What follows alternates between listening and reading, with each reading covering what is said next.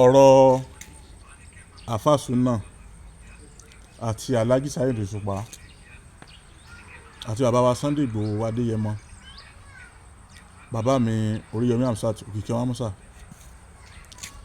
Alfa Sunnah mo dẹ̀ wá láìkí yín gan o, ṣùgbọ́n káàsùn pé nǹkan ìjà fẹ́ ṣẹlẹ̀ láàrin ẹ̀yin àti Alhaji Saheed Osupa.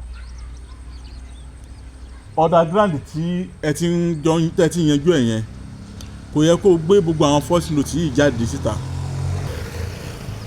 nígbà tí ẹ bá fẹ́ la orí àwọn èèyàn papọ̀. Ó ní first note tí mò ń gbọ́ yìí. Àkọ́kọ́ ibi tí Alhaji Saheed Osupa tẹ́tí jọ ń sọ̀rọ̀ àṣírí nípa Alhaji Pasuma. Ẹjọ́ ń sọ̀rọ̀, kò sí tí ó dẹ̀ ṣẹlẹ̀ yẹn, kò sí ibi tí ò lè kángun sí.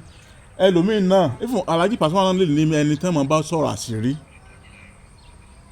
tí wọ́n gbà pé ọ̀rọ̀ àṣírí ni, kò sí ibi tí sì ò sí. Èèyàn mọ báwọn èèyàn tiẹ̀ sọ̀rọ̀. Ìgbà mí dẹ̀ lè gan ọ̀rọ̀ yẹn ó kàn lè jẹ́ ọ̀rọ̀ orí ahọ́n lásán pé kákàn sọ. Ìjà wá dé, nǹkan kan ṣẹlẹ̀, ẹni kan bá yẹn bẹ Alhaji Saheed Osupa, ẹ tó wá ń gbé fọ́ìsì Alhaji Saheed Osupa àti ẹ̀yin ẹ tó ń gbé fọ́ìsì yẹn jáde ní tó jọ́rọ̀ àṣírí ẹ sí lé ní. Ọ̀rọ̀ ẹ̀yin àti olóyè Sunday Igboho sà, fídíò tẹ́ ẹ ṣe kọ́ tẹ́ jọ make lórí Alhaji Saheed Osupa pé bóyá ẹni kan bá yín bẹ̀ wọ́n wá bá yín bẹ̀ wọ́n, bóyá Alhaji Saheed Osupa wọ́n bínú, bóyá tẹ́ ẹ ṣe ẹ tún fẹ́ dájà lẹ̀ láàrin Alhaji Saheed Osupa àti bàbá mi Sunday Igboho lórí first note Igboho tẹ́ gbé jáde yẹn. Ẹ rí i pé a ní bí Alhaji Saheed Osupa ti bá wọn sọ̀rọ̀, báwọn láìkẹ̀ kó bá wọn nú, ọ̀rẹ́ dẹ̀jọ́ ni wọ́n. Ṣé ọ̀rọ̀ yín ló yẹ kó dájà lẹ̀ láàrin Alhaji Saheed Osupa àti olóyè Sunday Igboho?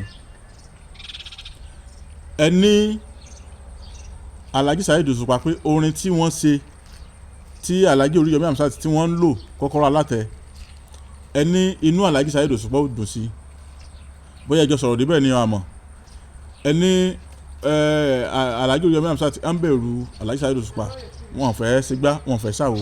So ó túmọ̀ sí wípé ẹ fẹ́ dàárín Alhaji Saheed Osupa àti Oríyọmí Hamzat, ẹ fẹ́ dàárín wọn rú.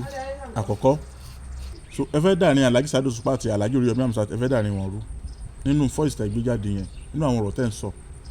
Ẹ fẹ́ dàárín Alhaji Saheed Osupa àti Sunday Igboho, ẹ fẹ́ dàárín wọn rú. Ẹ fẹ́ dàárín Alhaji Alhaji Pasuma àti Saheed Osupa, ẹ fẹ́ dàárín wọn rú.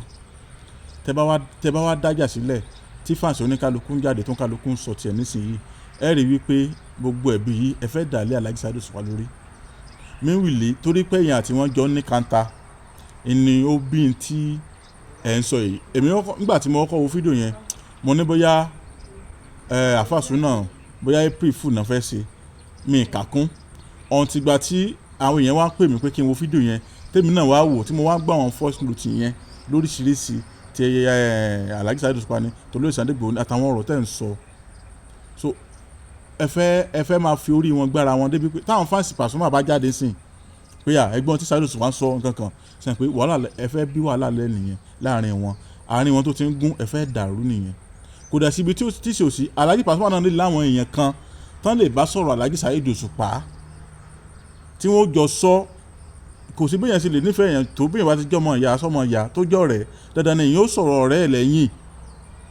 Ẹ kàn ríra yín lẹ́mọ̀ dunú síra yín, lẹ́mọ̀ rẹ́rìn síra yín, ayé lè má mọ̀ wípé bóyá ẹni kan ta kankan, but ẹ ní àwọn kan tí ẹ mọ̀ sọ̀rọ̀ ọ̀rẹ́ yín fún tí ó jà láti rí ẹgẹ́ tẹ̀ báyìí. So bá Alhaji Saheed Osupa bá sọ̀rọ̀ Alhaji Pasuma, ẹ jẹ́ gbà pé Alhaji Pasuma náà ń sọ̀rọ̀ Alhaji Saheed Osupa náà bò míì táṣírí yẹn bò. Kò wá yẹ kó yẹ pé àwọn fọ́ìsì yẹn ẹ wà gbé jáde. Ọlọ́run bá yín yanjú ẹ o. Àwa kan ní káwọn náà tó bá yín dá sí i pé kò yẹ kó rí bẹ́ẹ̀ o. Àwọn fáǹsì ìsìn òun kálukú mọ̀ sọ̀rọ̀ ní tó yẹ kó bí abẹ́rẹ́ sí ni máa bí. Wọ́n máa rí Alhaji Saheed Osupa gẹ́gẹ́ bí aláìda. Kò yẹ kó rí bẹ́ẹ̀ Alfa Sunnah o. ọba onídẹ̀ láìkì yín nínú gbogbo àwọn blogger wọ́n láìkì yín ẹ ní access sí wọn ẹ ní irú yín báyìí ẹ kì í fẹ́ ká àwọn tí wọ́n fẹ́ súnmọ́ àwọn èèyàn báyẹn ẹ ní jẹ́ kí wọ́n rí wọn súnmọ́ wọ́n mọ gbogbo abẹ́ aláìdáa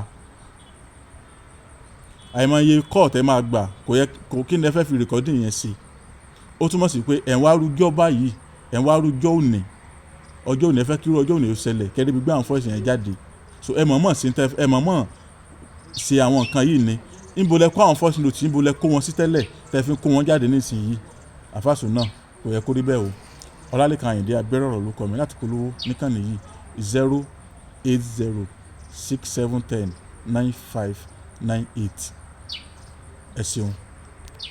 ara ẹ bá mi kálọ o sọdọ̀rọ̀ àtọ̀dọ̀ olórí abọ́là gbèsòro débẹ̀ dandan yóò dẹ̀rọ̀ o gbogbo ayé ló ń lọ síbẹ̀ o.